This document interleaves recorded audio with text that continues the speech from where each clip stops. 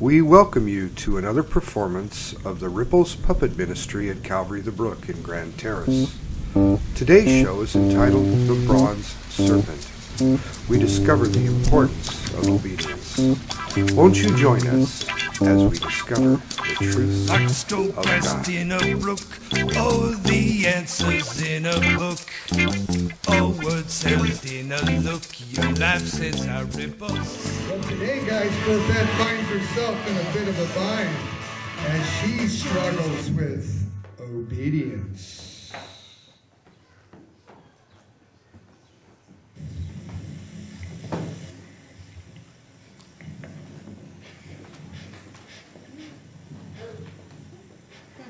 What is that heavenly smell? It is an apple pie, my dear. I just baked it and have set it out to cool. Can I have a piece when it's cool? You know better than that, Florpet. You're allergic to apples. If you eat that, you will get very sick. How do you know? I haven't eaten anything with apples in it for a long time. As I can remember, how do you know that I'll get sick? Allergies just don't go away, sweetheart. You don't let me do anything. You know that's not true, Florpet.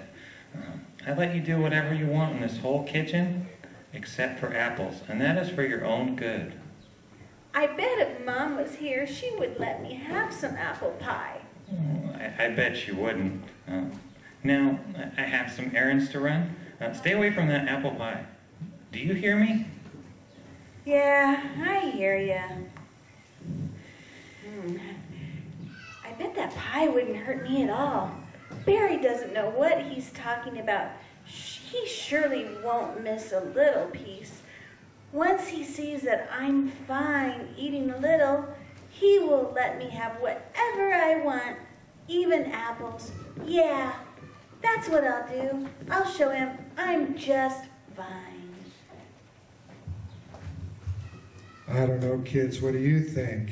No. You think she's going to be just fine? No. What do you think's going to happen to her if she eats the apple pie? She might. Now, do any of you know a story in the Bible about someone who ate something they shouldn't have? Apple pie. Adam and Eve, that's right. Well, I'll tell you what. Why don't we take a time machine back and see what happened to Adam and Eve? A time machine.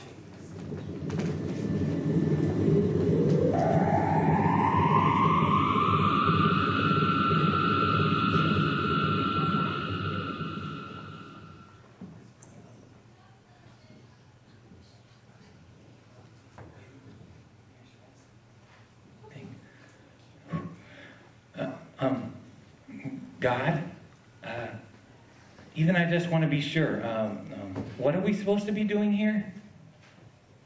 May you be blessed, my children, multiply and fill the earth and subdue it. You are masters of the fish and birds and all the animals. And look, I have given you the seed-bearing plants throughout the earth and all the fruit trees for your food. And I've given all the grass and plants to the animals and birds for their food. You may eat any fruit in the garden, except fruit from the tree of knowledge, for its fruit will open your eyes and make you aware of right and wrong, good and bad. If you eat its fruit, you will be doomed to die. Okay, God. Thanks a lot. You're welcome.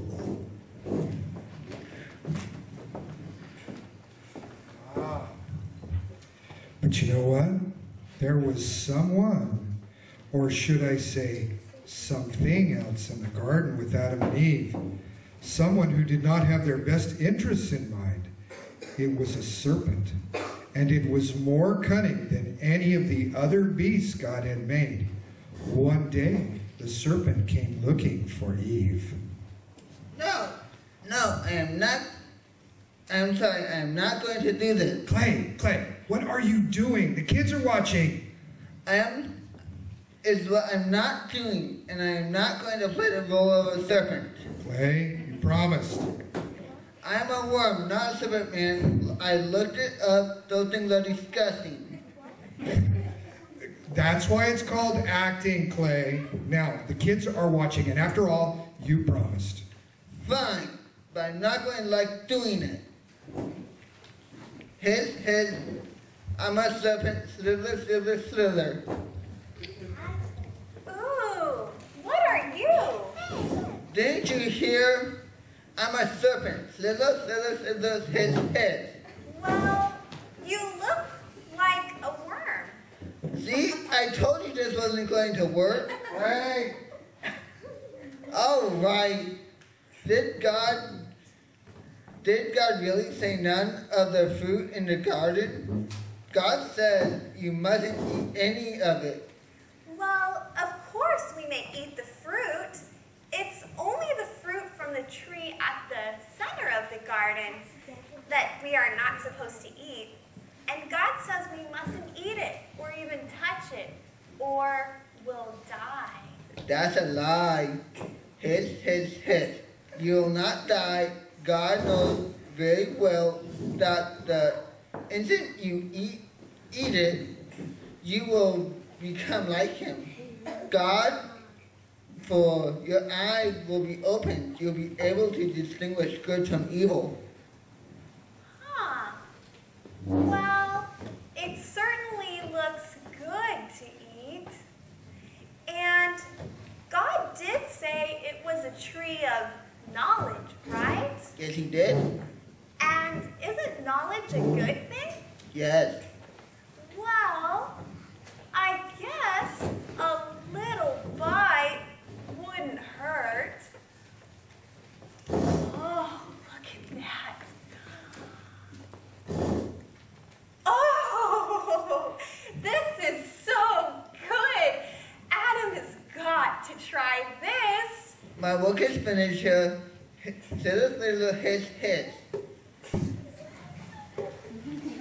Adam, you've got to try this.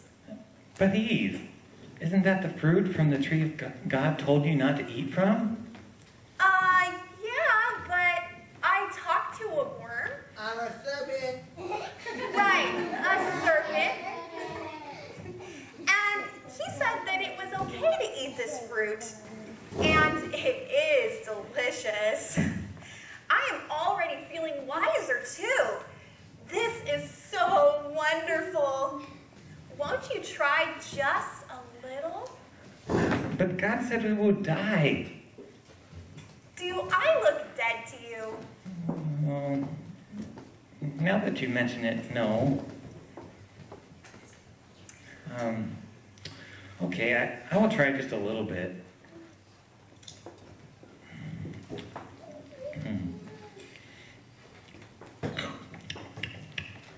Oh, you are right. This is wonderful.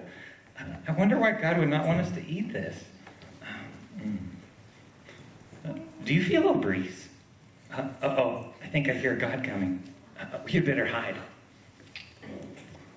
Adam, why are you hiding? Because,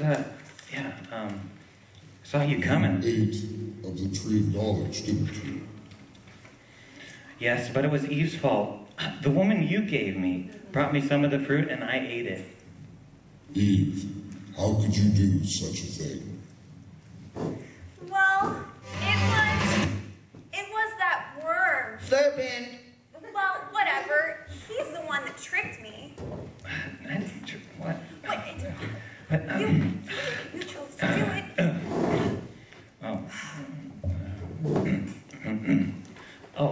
By the way, Eve, what's for dinner? Ribs.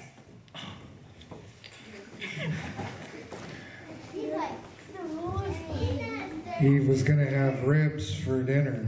I don't know about that. Well, what Adam and Eve did not understand was that God had made them to be immortal. That means that they would never die. And they would have been able to stay in the Garden of Eden forever. But because of their sin, all of us are born into what is called original sin. All of us are descendants of Adam and Eve, and because of their sin, our lives here are short. It's important to remember that when we sin, which simply means that we are not doing God's commands and we're disobedient, that our sin not only affects us, but it affects others as well.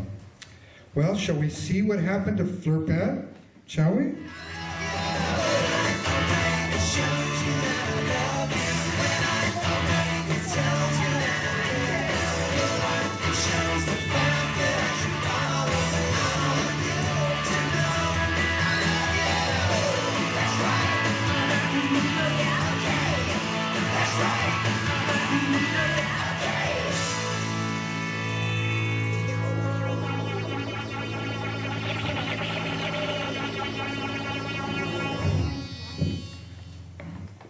Doctor? Yes, she's having a very hard time breathing. I think she ate some apple pie that I left out. Yeah, she's allergic. Oh. Yes, I'll bring her right in.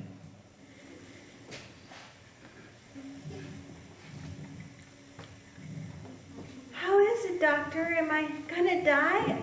I sure felt like I was gonna die.